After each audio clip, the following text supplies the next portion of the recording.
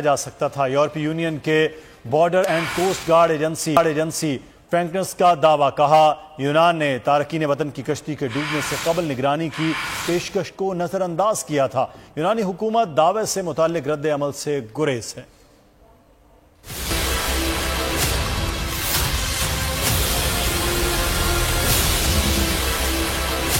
कुछ बेहतर मुस्तकबिल की आरजू, कुछ दौलत के पुजारियों का जुल्म और कुछ यूनानी हुकूमत की बेहिसी, सबने मिलकर कई खानदानों के चिराग गुल कर दिए। यूनानी हुकूमत फौरी रद्द अमल देती तो कश्ती को हादसे से बचाया जा सकता था। यूरोपीय यूनियन की border and coast guard agency Frontex का दावा। यूरोपीय एजेंसी का कहना है कि उनका तैयारा जब रिफ्यूलिंग से वापस आ रहा था तो उसने डूबने वाली कश्ती की बैनुल-अक़वामी पानियों में मौजूदगी की निशानदेही की थी। कंपनी के मुताबिक यूनानी कोस्ट गार्ड्स को कश्ती की निगरानी के लिए तैयारा दोबारा भेजने की पेशकश भी की गई थी, ताहम यूनानी हुक्काम की जानिब से कोई जवाब नहीं दिया गया। यूनान ने तारकीन वतन की कश्ती डूबने के वाक़े पर फौरी कार्रवाई न करने के इल्जामात को मुस्तरद कर दिया। एक बयान में कहा गया है कि कश्ती में सवार अफराद ने कोस्ट गार्ड्स को कहा था कि इन्हें अकेला छोड़ दिया जाए ताकि वो इटली पहुँच सकें।